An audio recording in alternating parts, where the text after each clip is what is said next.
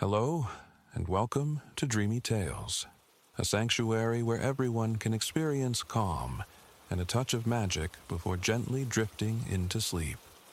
Tonight, we invite you on another enchanting journey, a story that helps soothe the mind and nurture a sense of peace.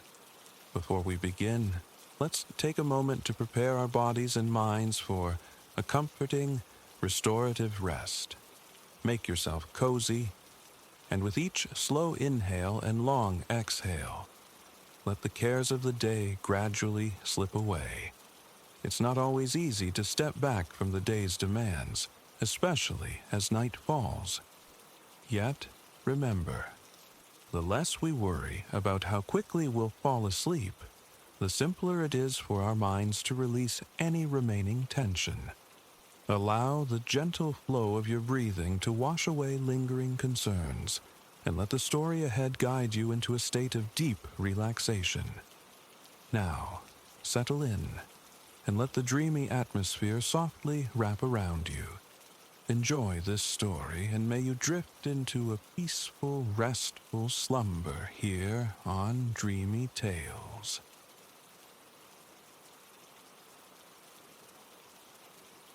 Kenjiro, whose hands knew the soil better than any book, toiled in the sun-drenched fields bordering his hamlet. One afternoon, the sky wept, a sudden downpour chasing him and his fellow tillers from their labors. With shared laughter echoing through the rain-washed air, they sought refuge beneath the sprawling, ancient arms of a colossal cedar. Safe within its dry embrace, they decided the unexpected pause warranted an early meal. As raindrops drummed a soft rhythm on the dense canopy overhead, they shared food and drink, slipping into the easy, meandering currents of familiar talk that bind old companions. While Kenjiro savored his simple fare, a tiny butterfly, wings like painted silk, drifted in from the deluge and alighted upon his knee. His hand rose instinctively to brush it away, but Elder Sato, his face a map of seasons past, stayed his movement.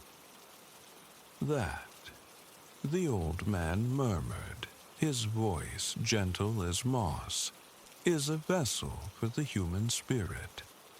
When we slumber, our souls take flight as butterflies, weaving the very fabric of our dreams across the world." A curious notion, Kenjiro mused. Belief felt distant, yet he let the delicate creature rest undisturbed. Moments later, glancing down, he found it had already vanished back into the rain-streaked air. Soon, a comforting warmth spread through Kenjiro, born of hot soup and glutinous rice. Contentment settled deep within him. Leaning his head against the cedar's immense, rough-barked trunk, his thoughts began to fray at the edges, lulled by the low hum of friendly voices nearby. Before he knew it, sleep claimed him utterly. He surfaced slowly, drifting back towards wakefulness. How pleasant, he thought drowsily, to sleep beneath a great tree, to inhale the sharp, clean perfume of cedar carried on the breeze. But as Kenjiro lay nestled against the yielding bark, a wrongness pricked his senses. The comforting murmur of his friend's conversation had ceased. He opened his eyes.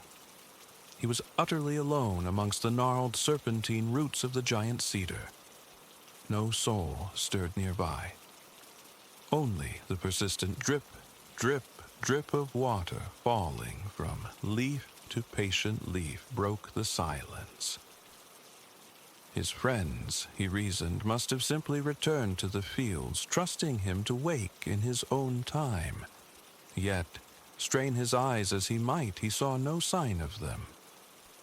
The rain had softened, but now a pale mist coiled around the trees, blurring the edges of the world, making distance and uncertainty.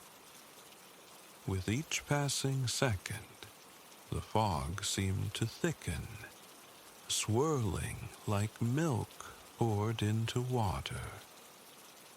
Kenjiro squinted into its depths. From the heart of the densest white, indistinct shapes began to resolve, figures moving towards him, a procession, large and slow. As they drew nearer, the truth struck him. These were no farmers he knew. Cultivators of the earth never adorned themselves in such shimmering silks, nor pinned their hair with gold, nor trod the damp ground in sandals of such intricate design. It required no great leap of logic for Kenjiro to grasp he stood before nobility. He scrambled upright, folding himself into a deep, respectful bow. The procession's leader, an older gentleman with eyes that held a surprising sparkle, approached. He bade Kenjiro rise. Such deference was unnecessary, the man explained, for they were emissaries from the Empress of Whispering Reeds herself, dispatched specifically to find him. They sought his aid, he conveyed, in a matter of grave significance. Kenjiro straightened, taking in the full, quiet splendor of the retinue. Each figure was clad in robes of crimson and gold silk that whispered with every slight movement of the damp air. Their hair, uniformly raven black, was sculpted into elaborate, varied coiffures. An invisible cloud of fragrance clung to them, the most exquisite perfume Kenjiro had ever encountered. Each breath drew in a complex tapestry of scents: warm cinnamon, pungent cloves, exotic cardamom, the sweet breath of hibiscus, lilac, and jasmine, the bright tang of orange and pomegranate. It was as if this heavenly aroma heralded their passage, an olfactory announcement of royal presence. Kenjiro felt a wave of bewilderment. What could such an august assembly possibly require of him? A mistake had surely been made, he stammered. He was merely a humble tiller of the soil. Yet, if they had journeyed so far, he would be honored to offer whatever meager assistance lay within his power. The old man smiled, a warm, reassuring expression. He was quite certain, he affirmed, that Kenjiro was the one they sought. The Empress had requested him by name. They beckoned him forward. Though perplexed, Kenjiro found their quiet certainty compelling, their conviction impossible to gainsay. And so he joined them. They granted him a moment's privacy to exchange his rough-spun clothes for robes of deep blue and shimmering silver they had brought. The traditional attire, they explained, for a guest of the Empress. As he donned the garments, Kenjiro had to concede, if they were indeed mistaken, the man they sought must bear an uncanny resemblance to him. The robes fit flawlessly, as if tailored precisely for his frame. The procession then turned, beginning its return journey to the Empress, with the dazed Kenjiro swept along in their wake. As they walked, he marveled at the silken robes he now wore. The fabric felt impossibly light, gossamer thin, surely offering scant protection against the clinging mist and lingering damp. Yet it held a surprising warmth, cocooning him as effectively as his thickest cotton tunic. Even the ornate sandals felt strangely yielding beneath his feet, like walking upon condensed clouds. He must have been lost in these novel sensations, absorbed by the quiet luxury surrounding him, for it seemed no time at all before they stood before the imposing gates of a vast palace. Guards, resplendent in crimson and gold armor, swung the portals open, and they passed within. The Empress's chambers were a trove of unimagined beauty. Wall hangings woven from the softest threads depicted pivotal moments from the kingdom's chronicles, their colors muted yet vibrant. Every span of the floor lay hidden beneath plush rugs, thick animal furs, or exquisitely crafted bamboo mats that spoke of consummate artistry. High above, the ceiling was pierced by numerous small, delicate glass panes. Kenjiro pictured himself lying back on one of those yielding rugs at twilight, watching the first stars ignite one by one through those crystalline eyes in the roof. The Empress herself wore robes of the purest, most luminous cream fabric Kenjiro had ever beheld, while his own borrowed silks caught and reflected the lantern light scattered about the chamber. Hers seemed to possess an inner radiance, glowing softly. Crimson threads embroidered across the fabric formed clusters of small, round lychee fruits, rendered with such startling realism that Kenjiro felt his mouth water just looking at them. Then the Empress spoke. Her voice was low, almost a whisper, yet it resonated with undeniable authority, carrying clearly through the hushed chamber. Every courtier listened, rapt. She explained they had observed Kenjiro from afar for some time, noting his profound understanding of the earth, his skill in coaxing life from the soil. He possessed precisely the qualities needed, she declared, to breathe new life into a particular jewel of her domain. A small island blessed with rich earth and diligent inhabitants, which had lately fallen upon leaner times. The entire realm would owe him a debt, the Empress stated, if he would consent to serve as its governor. Overwhelmed, knowing not what else to do, Kenjiro accepted the honor with a humble grace. The Empress smiled, a subtle curving of the lips. Her intuition had served her well. Kenjiro spent the ensuing days within the palace walls, preparing for his voyage to the island, which lay cradled in the midst of a wide, flowing river. The sheer improbability of his fortune still stunned him, yet the flurry of preparations left little space for contemplation. At last, the day of departure arrived. Kenjiro, accompanied by several learned advisors, embarked on the journey. They traversed landscapes that felt like the whole breadth of the land, rolling over verdant hills, passing through bustling cities and quiet hamlets. The final stage required crossing the great river, a passage undertaken aboard a magnificent wooden vessel whose sails, billowing in the breeze, were the same creamy white as the Empress's own robes.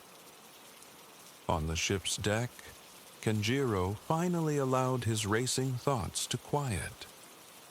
Standing at the prow, he closed his eyes. He felt the gentle warmth of the sun kiss the backs of his hands. The clean air streamed through his hair, loose strands dancing lightly against his face. Seabirds exchanged cries overhead, a counterpoint to the soft lapping of the current against the hull. The vessel's serene, rhythmic rocking reminded Kenjiro of his simple hammock back home, swaying gently in a warm summer wind.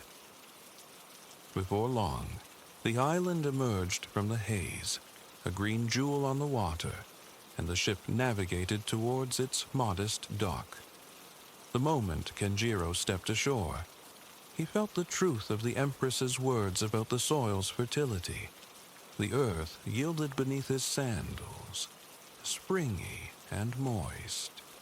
Tall, luxuriant grasses carpeted every visible space, and noble trees soared towards the sky, casting cool, dappled shade.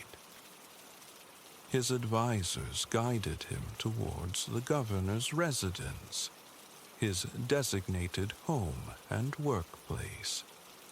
As they approached the dwelling, the advisors offered apologies, suggesting it must seem regrettably small after the splendors of the Empress's palace. But Kenjiro, who had known no home grander than his family's farmhouse, could scarcely believe his fortune. Smaller than the palace, yes, undeniably, but the estate boasted numerous chambers furnished with unimaginable comforts, deeply cushioned chairs, soft woven rugs, and, in his own quarters, a vast bed piled high with feathers. Kenjiro felt a deep certainty he would find happiness here, and his intuition proved correct. Initially, the weight of his duties felt immense, but over the course of his first year, he came to understand the island's rhythms and its people's lives. Through shared effort, they achieved the first truly bountiful harvest the island had seen in more than a decade. To mark this triumph, Kenjiro hosted a magnificent feast, ensuring every single citizen shared in the celebration. In this manner, the seasons turned. 15 years flowed past like the river surrounding them, with Kenjiro serving as governor, patiently guiding the island's transformation into a haven for its inhabitants. The once wild woodlands were gently tamed, pruned into orderly orchards yielding the sweetest plums, cherries, and pears found anywhere in the land. The fields, formerly showing signs of neglect, now produced more rice and grain each year than the islanders could consume in 10. Kenjiro diligently arranged for the surplus bounty to be shipped across the river, sharing the island's prosperity with the wider kingdom. As governor, Kenjiro earned the deep affection of the island's populace. He mediated disagreements with fairness and gentle humor. He orchestrated joyous celebrations for births, weddings, and other milestones.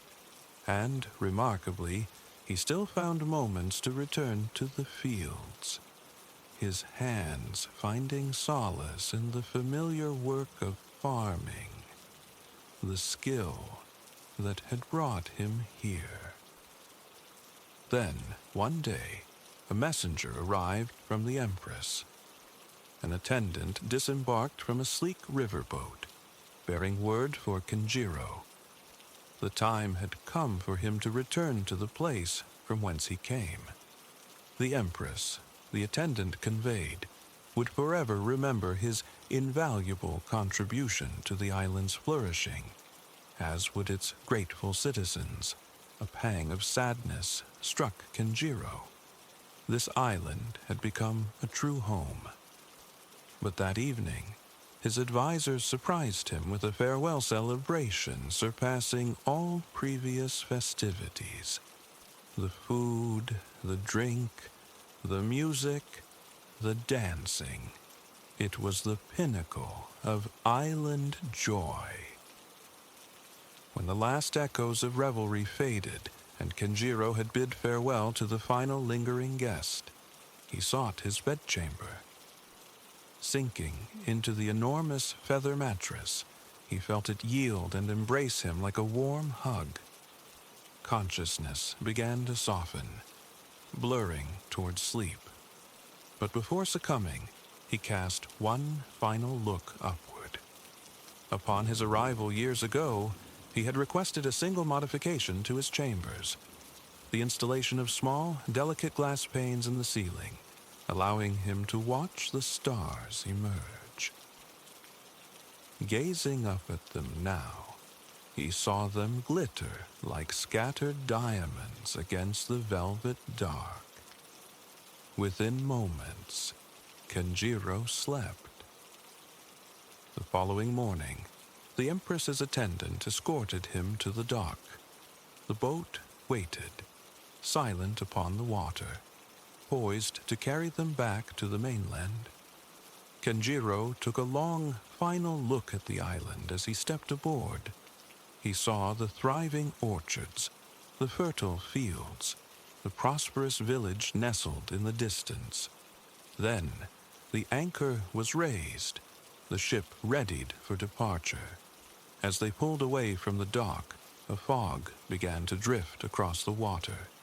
It was unusually thick, yet strangely, it lacked the customary chill. Instead, it felt warm and soft against his skin, like being wrapped in a cotton blanket. Soon, the fog grew so dense, Kenjiro couldn't see more than an arm's length ahead. Overwhelmed by the white oblivion, he closed his eyes. When he opened them again, the boat was gone. He was back beneath the giant cedar, his old friends gathered around him, their familiar faces etched with concern and amusement. He blinked several times, grounding himself in the reality of the damp earth beneath his hands, still cool from the recent rain.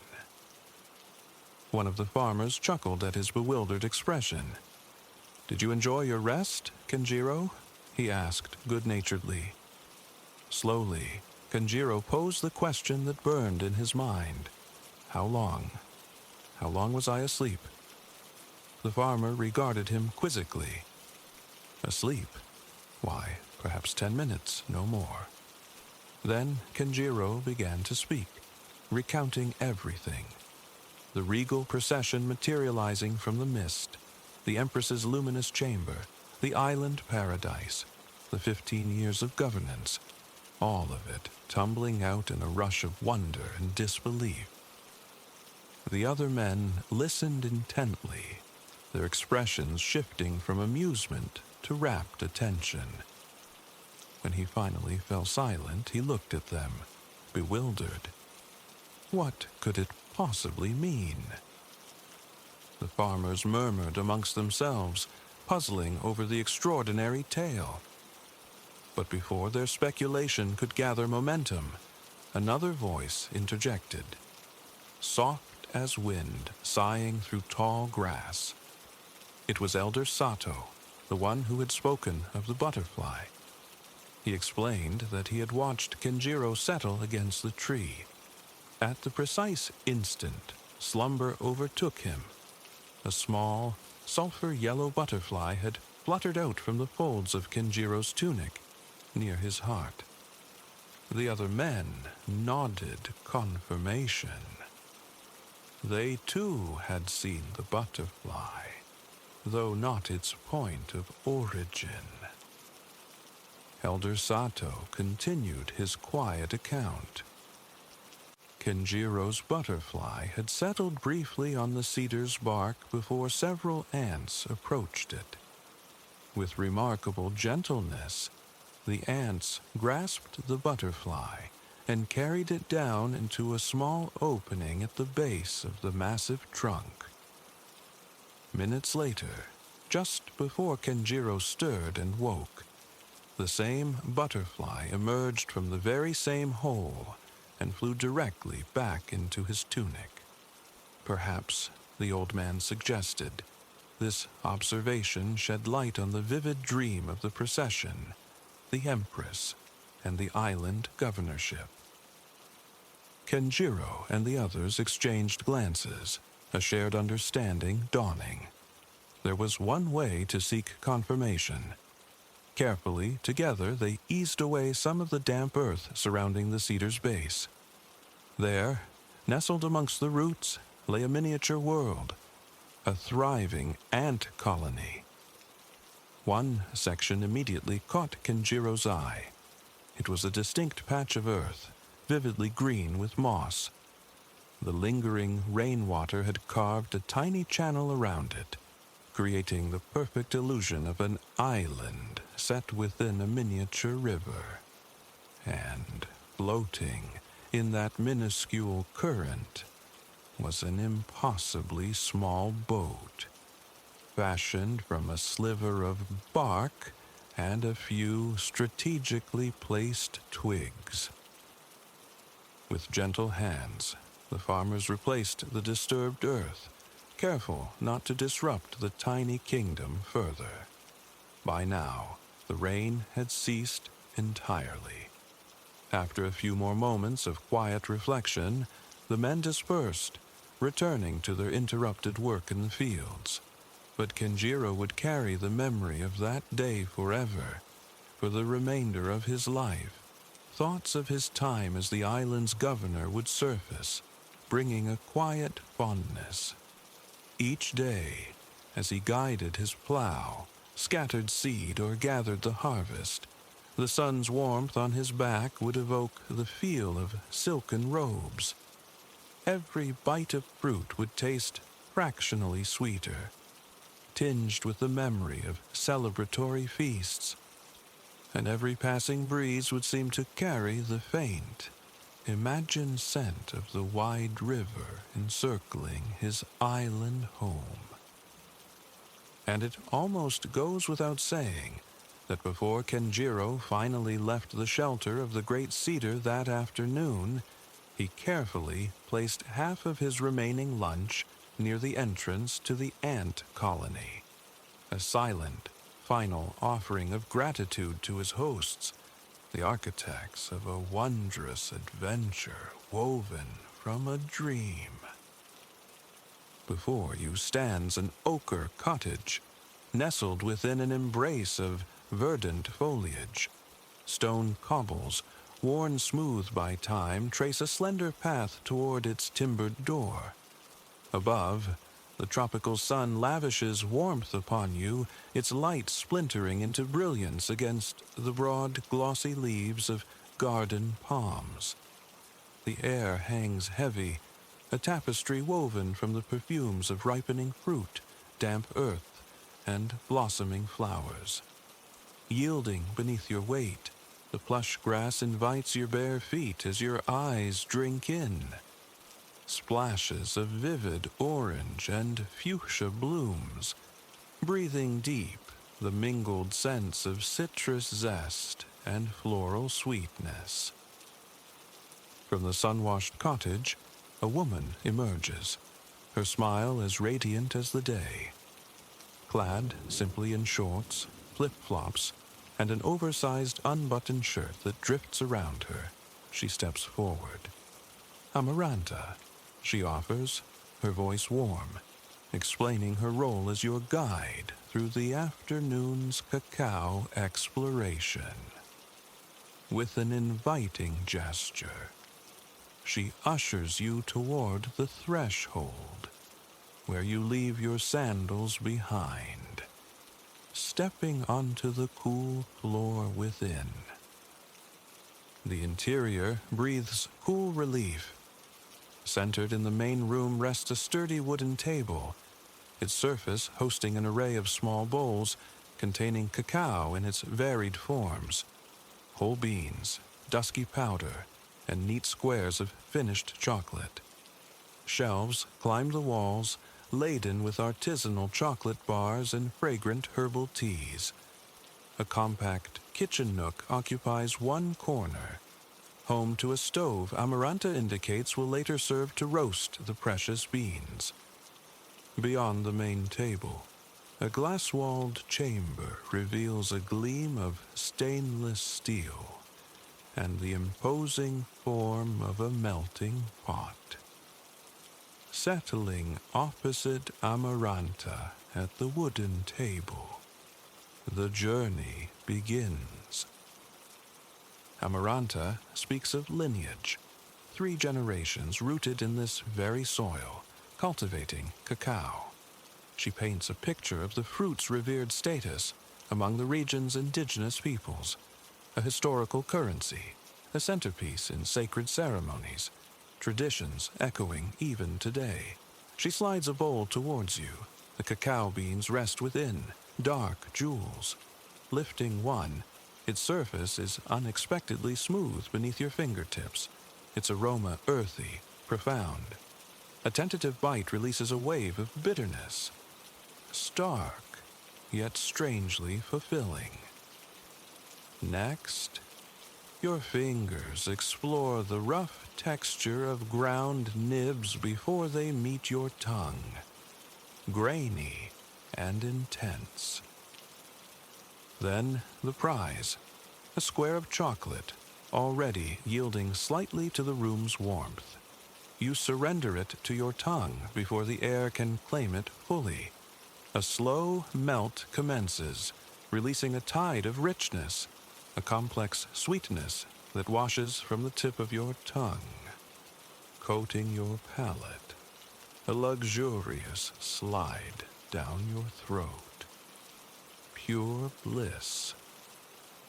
A buoyant energy, distinct from caffeine's frantic pulse, rises within you. A gift, Amaranta explains, inherent to the bean. Chocolate's power, she notes, is potent yet serene. A paradox you begin to feel humming in your veins. Soon, the plant's deeper secrets, its healthful virtues, will be unveiled. Rising, Amaranta leads you back into the embrace of the tropical air, your feet finding your shoes again. The garden unfolds, a riot of greens punctuated by bursts of yellow, sunset orange, fuchsia pink. Descending a gentle slope beside the cottage, life burgeons from every patch of earth, a veritable edible landscape. Amaranta pauses, tugging at a leafy green stem. From the soil emerges a knobbly, bulbous root.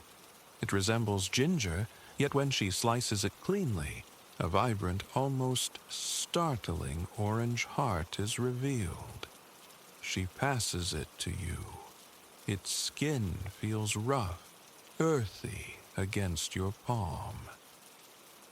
Rolling the turmeric root between your fingers, you lift it, inhaling its pungent, spicy signature. Handing it back, you notice a faint, golden stain coloring your skin.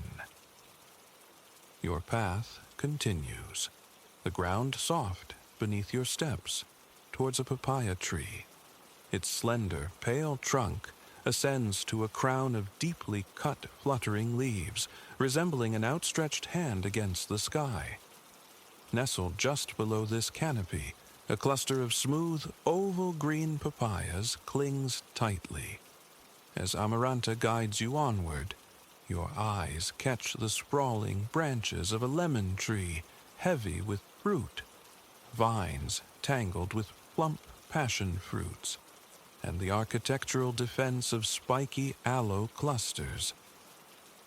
A turn takes you onto a packed earth trail, ascending a mild incline. Here stand shorter trees, curiously adorned with large, ridged fruits resembling oversized lemons and limes, in shades of vibrant green and sun-ripened yellow. The cacao, Amaranta announces, reaching up. She twists a yellow pod free and places it in your hands. Its weight is surprising, the rind textured, waxy, and knobbled beneath your touch. Following her lead, you gather several more, cradling the precious cargo as you trace the shaded path back toward the ochre cottage. Within the cottage walls, the air circulates, stirred by the lazy rhythm of an overhead fan, offering cool respite. Amaranta arranges the harvested pods, sunshine yellow and deep green, upon the counter. A deft slice reveals the treasure within. Beans cloaked in a startlingly white, fleshy pulp. Taste, she instructs, but don't bite the bean itself. You lift one glistening segment to your lips. It melts upon the tongue, a delicate sweetness dissolving, the texture uncannily reminiscent of lychee. Gently, you work the pulp away, careful not to pierce the seed beneath. What remains in your mouth, once the sweet flesh is gone, is the bean itself. A cautious nibble confirms its raw state, yielding, intensely bitter. A world away from the chocolate yet to come. Trying another from a yellow, riper pod, you discern a subtle increase in the pulp's sweetness. These beans, Amaranta explains, still nestled in their sweet white coats, embark on a crucial journey. A week-long fermentation beneath the open sky, kissed by the sun.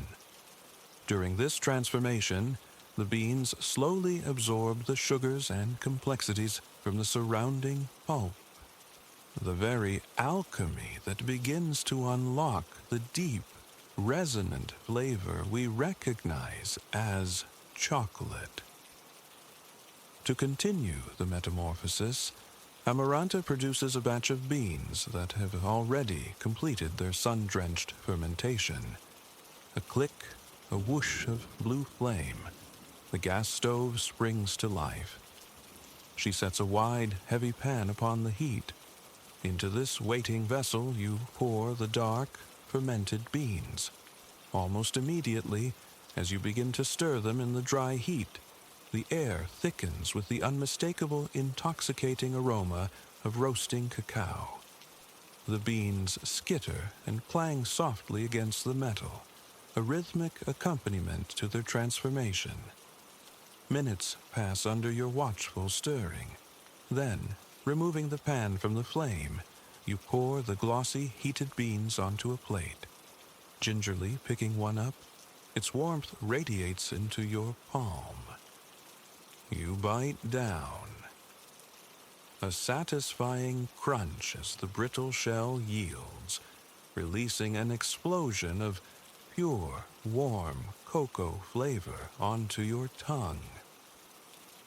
You savor it slowly, marveling at the profound difference between this and the raw, bitter, bean-tasted moments before. After the initial taste test awakens your palate, another batch of beans undergoes the roasting ritual. Bowl in hand, you follow Amaranta past the glass-walled chocolate chamber and through the back door onto a wooden deck. Two sturdy, hand-cranked grinders stand ready. Your gaze drifts beyond the deck, across the lawn, where long tables hold trays lined with broad banana leaves. Upon these makeshift beds lie cacao beans in various stages of sun-drenched fermentation. Returning your focus to the task, you funnel the freshly roasted beans into the hopper of the first grinder. Gripping the handle, you begin to turn, a steady rotation. The machine answers with a satisfying crunch, breaking the whole beans into coarse, irregular fragments, cacao nibs, which tumble into a tray below.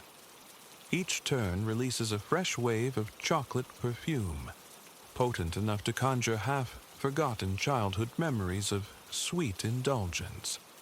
You scoop up a handful of the warm nibs, inhale deeply, then let them cascade through your fingers. Pouring in the remaining beans, you continue the rhythmic churning, the lush garden providing a serene backdrop to your labor.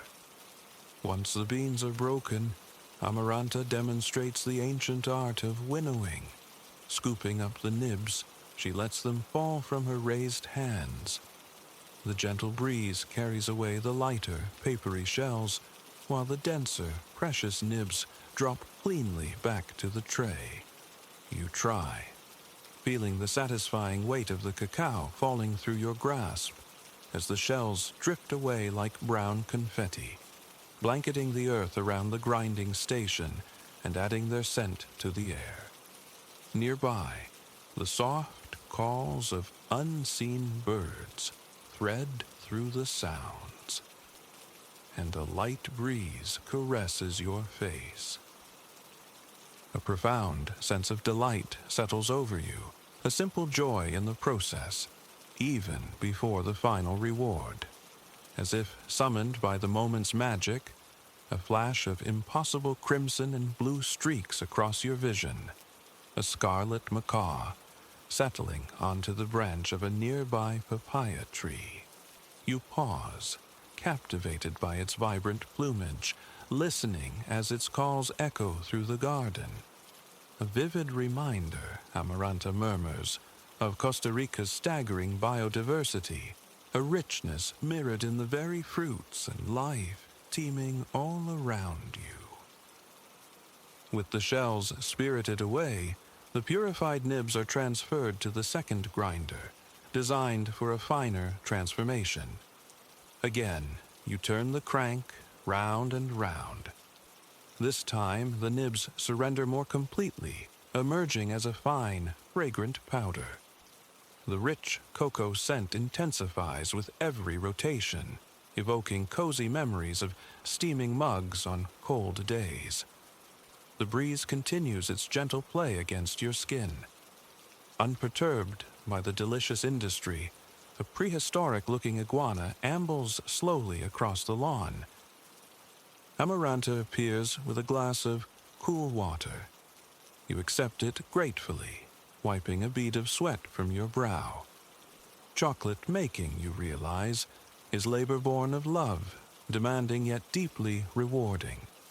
Pausing for a moment, you inhale deeply. The pervasive chocolate aroma doesn't overpower the garden's perfume, but rather mingles with the floral and citrus notes, creating a uniquely intoxicating blend. Refreshed, you carry the tray of finely ground cacao back inside, entering the glass-paneled chamber glimpsed earlier. It feels distinctly modern compared to the rustic charm of the main house, the air kept deliberately cool. Glass walls offer views both outward to the garden and inward to the kitchen. Upon the gleaming stainless steel counter sits a robust, open-topped machine, a conche, perhaps, or a powerful blender. You carefully pour the fragrant powder into its metal bowl. Amaranta engages the power. The machine whirs to life, its blades spinning the powder relentlessly. You watch, fascinated, as the texture shifts. What began as powder gradually darkens, coalesces, and then, miraculously, begins to liquefy.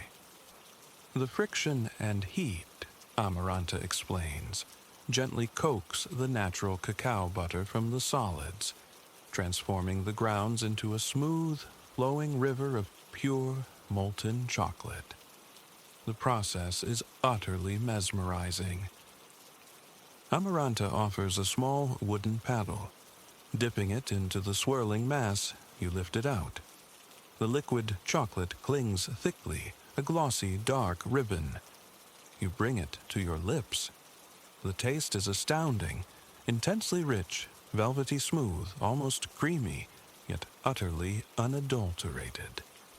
It seems impossible that neither milk nor sugar has touched this divine substance. While you continue to sample captivated, Amaranta slips out, returning moments later with an array of glass jars containing vibrant fragments of dried fruits, the intriguing green spikes of guanabana peel, the tiny, dark seeds of passion fruit, the dramatic white flesh and magenta skin of dragon fruit, and the curious reddish-orange cashew apples, Maranian, famed for their vitamin C. She invites you to explore, to choose an infusion for your chocolate.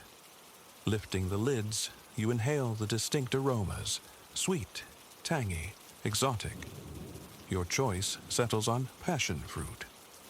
Amaranta takes the dried seeds, grinding them into a fine, fragrant powder. Now for the tempering, or perhaps just the mixing. Amaranta pours a stream of the molten chocolate directly onto the cool, clean counter. It pools, spreading outward from a central point, miraculously maintaining a near-perfect circle as more is added. Over this dark, glossy canvas, she sprinkles the pale passion fruit powder. The air fills with a new aromatic marriage, the fruit's bright tang intertwining with the deep cocoa notes. She hands you a small metal spatula. You dip it in, folding the powder into the liquid mass. The chocolate yields, soft and luxurious beneath the tool. Once thoroughly combined, you carefully guide the infused chocolate into the compartments of a heart-shaped mold. Amaranta then whisks the tray away, placing it into the chill of a freezer to set.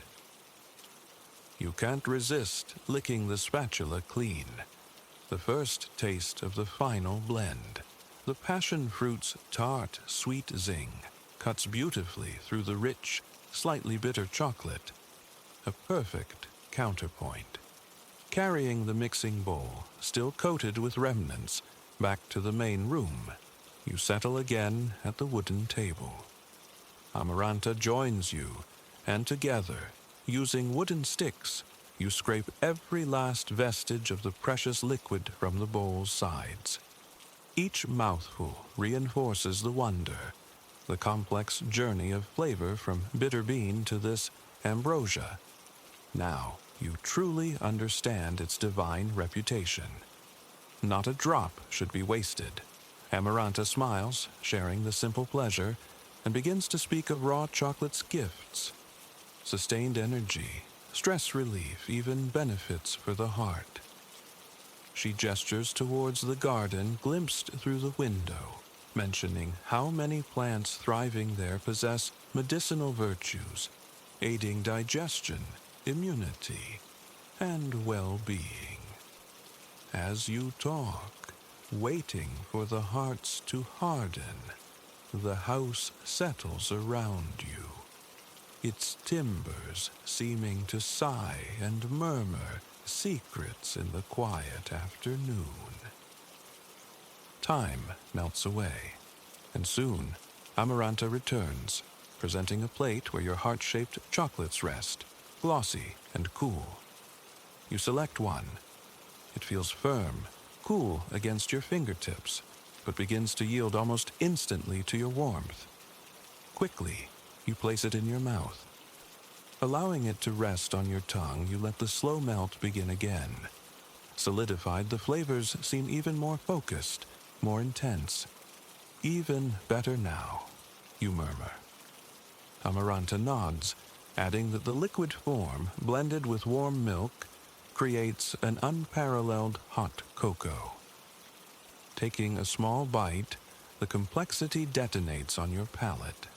The foundational bitterness of pure cacao, softened by its inherent creaminess, perfectly balanced by the bright, sweet tart kiss of passion fruit.